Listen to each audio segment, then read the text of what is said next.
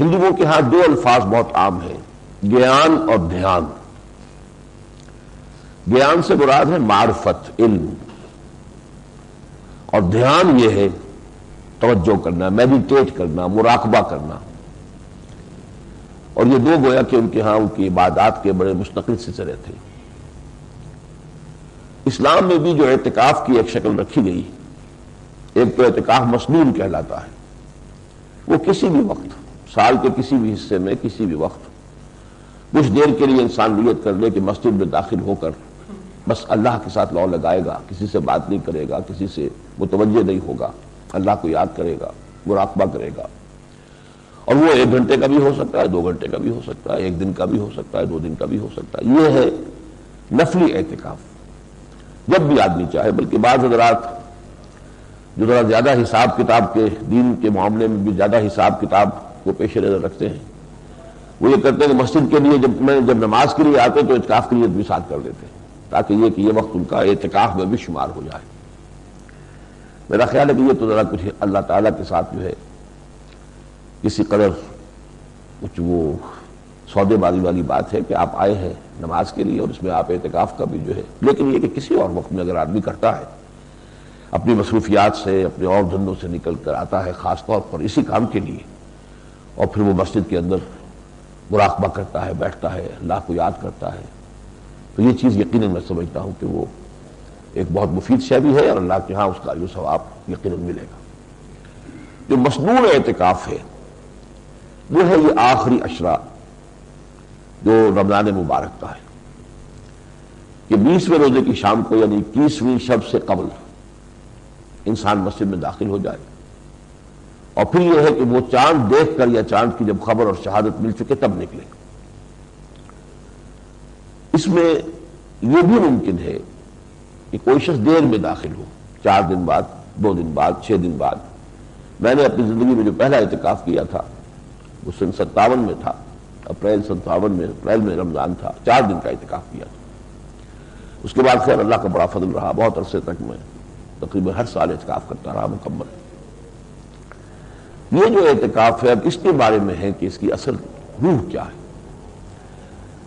دیکھیے زندگی کے بہت سے ہمارے معمولات ایسے ہوتے ہیں کہ جن میں ہم ایک روٹین کے طور پر بلا سوچے سمجھے عمل کرتے رہتے ہیں، اور ہر شخص کا روٹین ہوتا ہے۔ طالب علم ہے، اسے معلوم ہے صبح اٹھنا ہے، ناشتہ کرنا ہے، بھاگنا ہے، دوڑنا ہے، کالج میں، اسکول میں پہنچنا ہے، پھر وہاں کا روٹین شروع ہو جائے گا، پھر وہاں سے آئیں گے، بھاگیں گے، دوڑیں گے، کھانا کھائیں گے، پھر کوئی اگر سیر کرنی ہے، کوئی کھیلنا ہے وغیرہ وغیرہ۔ تو آج بھی کوئی گم سا ہو جاتا ہے روٹین میں، اور اس میں سوچنے کا، کوئی غور و فکر کرنے کا، کسی بھی عمل کا ارادہ کرنے کی نوبت نہیں آتی، وہ خود بخود ہی ہوتا ہے روٹین۔ اسی طریقے سے دین کے معاملات بھی اکثر و بیشتر جو ہے وہ روٹین کی شکل اختیار کر لیتے ہیں۔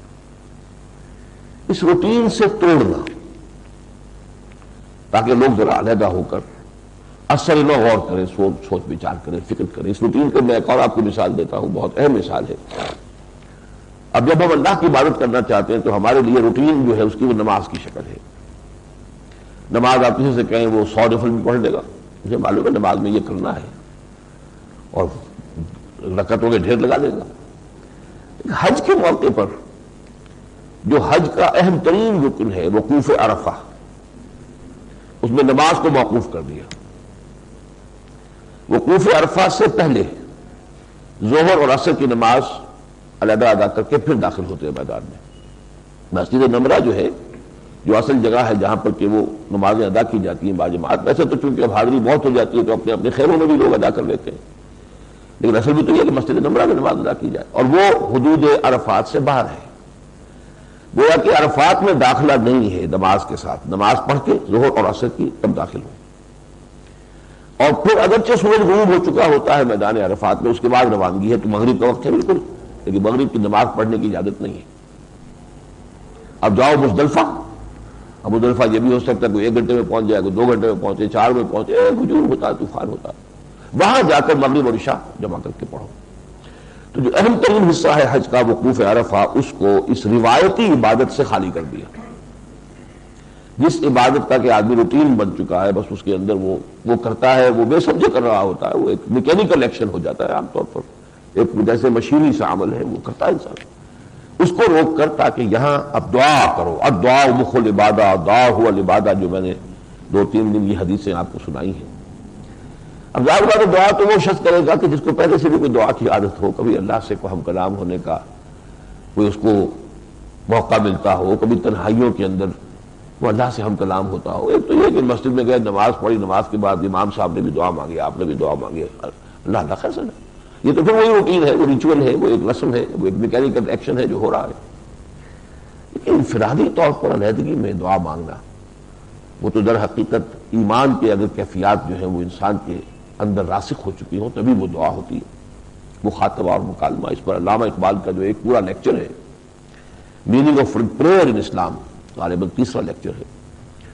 بہت وہ فلسفیانہ جو ہے دعا کی حقیقت پر بحث کرنے والا لیکچر ہے. یہ تو یہ ہے کہ انائے صغیر، یہ ہمارے اندر ایک انا ہے، میں، اور ایک ہے انائے کبیر، جس کا کہ قرآن مجید میں سب سے بڑا مظہر جو ہے سورۃ طٰہٰ کی ایک آیت ہے، انا اللہ لا الہ الا انا فاعبدنی. اے موسیٰ میں ہوں اللہ اور میرے سوا کوئی معبود نہیں، بس میری ہی بندگی کرو. تو وہ انائے کبیر ہے، وہ بھی بہت بڑی میں ہے، the infinite ego، انائے مطلق، اور ایک چھوٹی سی انا ہماری ہے انائے صغیر. جب وہ دوسرے کے آمنے سامنے آتے ہیں، جب ان کا مکالمہ ہوتا ہے، یہ ہے دعا.